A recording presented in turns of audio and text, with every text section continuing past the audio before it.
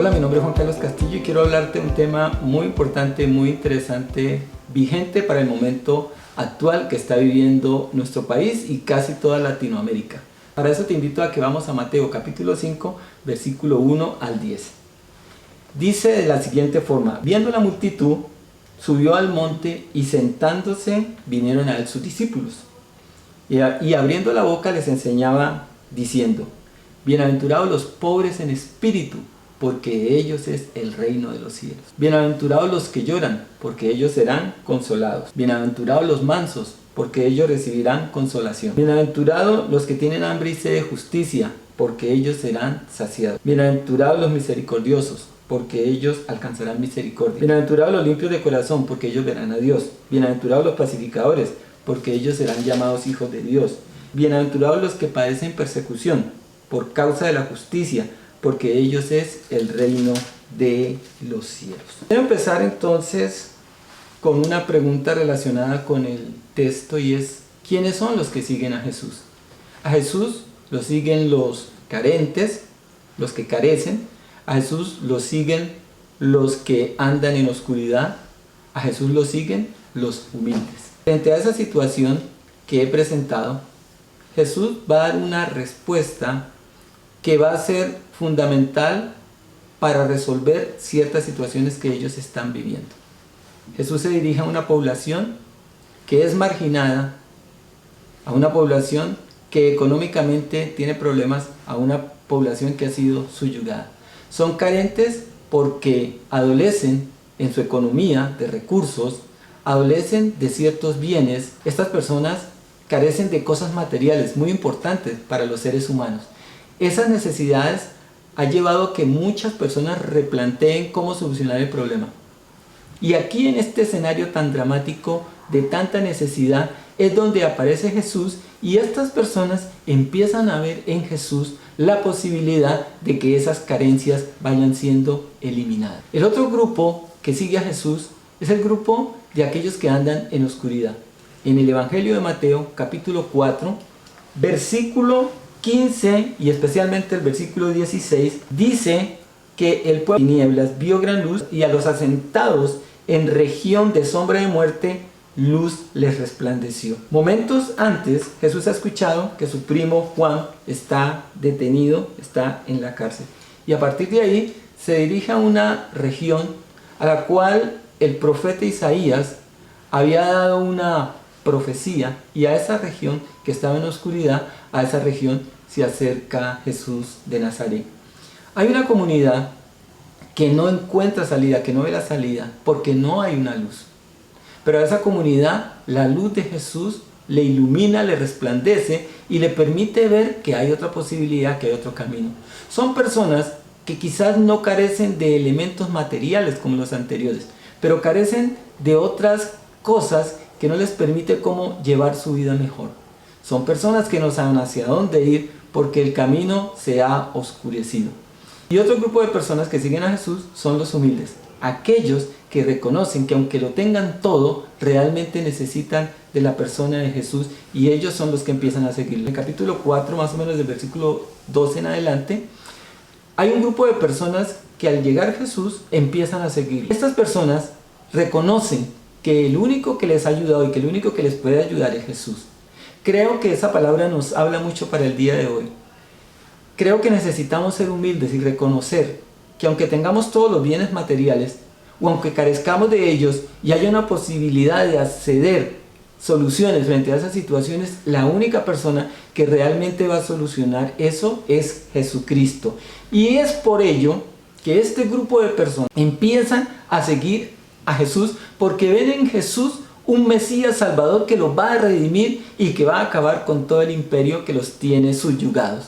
No obstante, las bienaventuranzas se convierten como en una especie de paradoja, porque lo que dice Jesús pareciera que indicara que no hay que hacer nada y que quedarse ahí quieto, pero realmente no es eso lo que quiere decir Jesús. Es la actitud frente a esa situación que podamos estar viviendo. ¿Cuál es nuestra actitud hoy? Y aquí viene la segunda pregunta.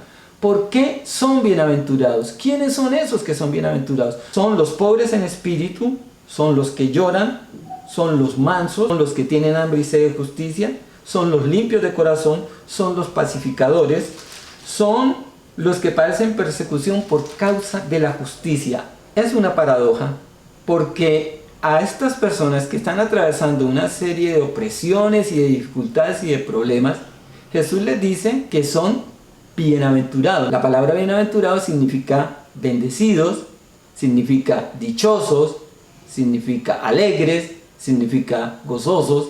Y estas personas están supremamente oprimidos. Y es una paradoja porque a esas personas que sufren, Jesús les dice que son bienaventurados, que son felices. Pero que son felices no cuando vayan a recibir, sino desde ya son felices, son bienaventurados. ¿Y por qué son bienaventurados? Son bienaventurados porque el reino de los cielos se ha acercado y desde ya son herederos a esas promesas, a saciar, a que haya justicia, a recibir consuelo, a que si son mansos va a haber una recompensa, va a haber una bendición.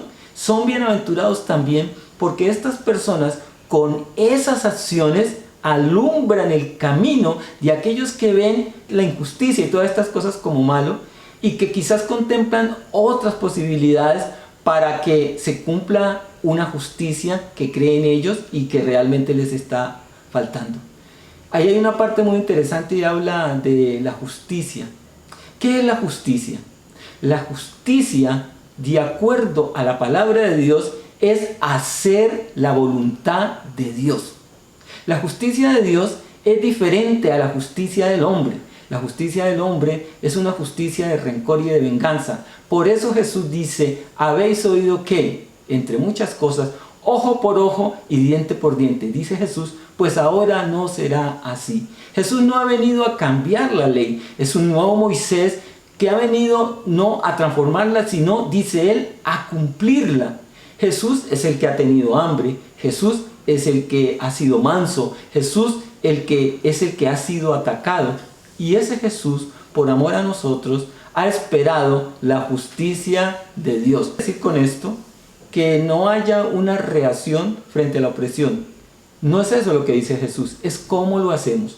Jesús, en este mismo pasaje o en esta misma sección, Jesús dice que si te dan en una mejilla, que coloques la otra mejilla. Y uno podría pensar, es decir, me pegan y no hago nada. No. Cuando Jesús ha sido llevado a juicio, hay un hombre que golpea a Jesús en la cara. Y Jesús lo desarma sin violencia. Jesús, me imagino, lo mira y después de que este hombre lo ha golpeado, Jesús le dice, ¿y tú por qué me pegas ahora? Lo desarmó totalmente. Y eso es lo que promete con nuestro buen testimonio, con nuestras buenas acciones.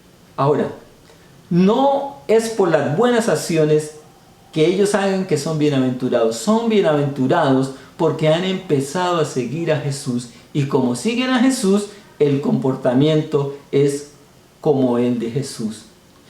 Colombia y Latinoamérica atraviesa una situación bastante complicada. Días, semanas, y las cosas no parecen solucionar. Cada vez se le echa más leña al fuego. Pero aquí la palabra del Señor nos dice a los que somos creyentes e invita a los que no son creyentes, porque Jesús se dirige a una comunidad que ha empezado a creer en Él. Y a esta comunidad que ha empezado a creer en Él es la nueva comunidad, es la nueva Jerusalén. A esta comunidad el Señor le dice que es muy importante frente a lo que se está viviendo no reaccionar de la misma forma. La palabra del Señor nos invita como seguidores de Él a no considerarnos infortunados por lo que estamos viviendo, sino a considerarnos afortunados. ¿Por qué? Porque Jesús se ha acercado para encargarse de lo que hoy estamos viviendo, de la situación que hoy estamos atravesando. Ese Jesús quiere que tú y yo nos acerquemos a Él, le sigamos y a través de nuestras buenas acciones alumbremos el camino de aquellos que están en oscuridad o que carecen de algo, para que el nombre de nuestro Señor sea glorificado. Padre, en este día te doy gracias por tu amor, por tu misericordia y por tu bondad. Vivimos momentos cruciales, momentos neurálgicos. Pero frente a esto que vivimos, la palabra del Señor nos invita como seguidores a considerarnos no infortunados, sino afortunados. ¿Por qué? Porque tú tienes el control. Tú saciarás el hambre, tú harás justicia, tú tomarás la decisión que es la más apropiada. Padre, permite que tu Espíritu Santo llene nuestros corazones de amor, llene nuestros corazones de paz, llene nuestros corazones de cosas buenas, para que de esta forma podamos glorificar al Señor. Padre, muchas gracias por tu amor y tu bondad, en el nombre de Jesús.